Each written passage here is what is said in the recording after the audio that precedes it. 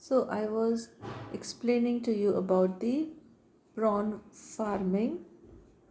The prawn farming has emerged in early 1960 in the world, and in India the prawn farming culture has started after 1990.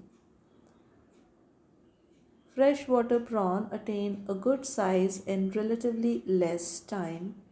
Why this business is thriving or expanding? Because the prawns, especially the freshwater prawns, they attain good size in small time. जब हम कोई business start करते हैं तो हमें कम समय में ज़्यादा इनकम की हम उम्मीद रखते हैं, ज़्यादा फ़ायदे की हम उम्मीद रखते हैं। और जब प्रॉन कल्चर किया जाता है तो फ्रेश वाटर प्रॉन्स जो है वो कम समय में अच्छी आकार को प्राप्त करते हैं, गुड साइज़ को प्राप्त करते हैं। और जब उन्हें बेचा जाता है तो जैसे मैं आपको पहले बता चुकी हूँ कि प्रॉन्स एक डेलिकेसी फूड की कैटेगरी में आता है, तो इससे हमें बहुत अच्छा मुनाफा होता है। सारी दुनिया भर में लगभग 1960 से फ्रेश वाटर फार्मिंग स्टार्ट हुई है। इंडिया में ये लगभग 1990 में इसका एक्सपेंशन देखा गया है, इस प्रॉन का कल्चर देखा गया है। प्रॉन का कल्चर हम क्यों करते हैं? क्योंकि जो नेचुरल सोर्सेज से हमें प्रॉन प्राप्त होते हैं वो लिमिटेड अमाउंट प्राप्त होते हैं, एक डेफिनेट सीज़न में हमें वो मिलते हैं। पर जब हम प्रॉन कल्चर करते हैं तो यहाँ पर नंबर ऑफ प्रॉन्स ज़्यादा प्राप्त होते हैं, क्योंकि हम हमारी पॉन्ड के अंदर हम उनको रियर कर रहे हैं, उनका पालन कर रहे हैं। तो इसीलिए डिमांड जितनी भी आती है उसको हम सप्लाई करने में सक्षम हो जाते हैं। यदि प्राकृतिक स्रोतों से हम प्रॉन को पकड़ के हम उन्हें बेचते हैं तो डिमांड ज़्यादा होती है और हमारे जो सप्लाई है वो कम होती है। तो इन्हीं सभी चीज़ों को ध्यान में रखते हुए प्रॉन की फार्मिंग की जाती है और ये एक एक्सपैंडिंग बिजनेस बन रहा है। कई सारी प्रजातियां प्रॉन्स में पाई जाती है। उनमें से कुछ प्रजाति ऐसी है जो कि एडिबल हैं, खाने योग्य हैं, स्वादिष्ट हैं और कम समय पे जल्दी ग्रो करती हैं।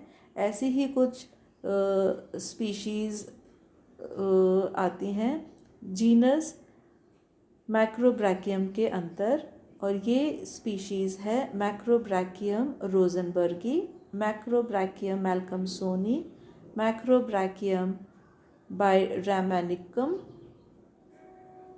मैक्रोब्रैकियम रूड, माइक्रोब्रैकियम आइडे।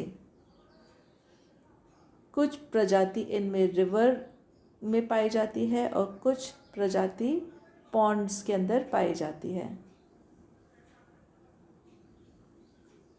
ये क्लासिफिकेशन है: phylum arthropoda, class malacostraca, order decapoda, genus macrobrachium, species rosenbergii. इसको जाइंट रिवर प्रॉन भी कहते हैं। मैक्रोब्रैकियम रोजनबर्गी को दूसरी स्पीशीज़ से हम कैसे आइडेंटिफाई कर सकते हैं? Adult male has a pair of very long legs called chelipeds. The rostrum यानी तुंड is long and bent in the middle. तुंड जो है वो लंबी होती है और मध्य से उसमें एक दबाव होता है। It has got 11 to 13 dorsal teeth and 8 to 10 ventral teeth. पृष्ठ पर 11 से 13 दांत होते हैं और अधर पर 8 से 10 दांत होते हैं। The movable finger of the leg of adult male is covered by a dense mat of spongy finger. जो चलन फिंगर्स होती हैं, सेगमेंट होते हैं लेग के, उनके अग्रभाग में एक संघनित स्पंजी फर उपस्थित होता है।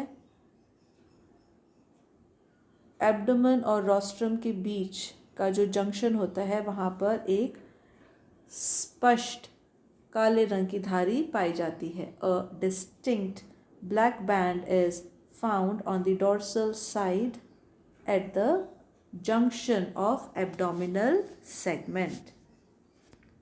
Life cycle has 4 distinct phases: egg, larva, post-larva stage and adult stage.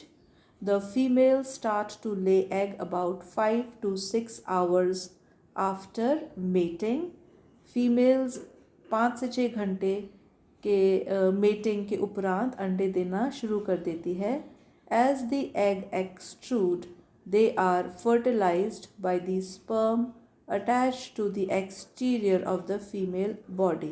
और जैसे ही मादा के शरीर से अंडे बाहर निकलने लगते हैं वह उनकी टांगों में चिपके हुए स्पर्म के द्वारा फर्टिलाइज हो जाते हैं और फर्टिलाइज्ड एग फीमेल की टांगों में स्थित होते हैं. The adult spawns at the river. The egg and the larvae drift to the inshore estuaries where the juvenile grows.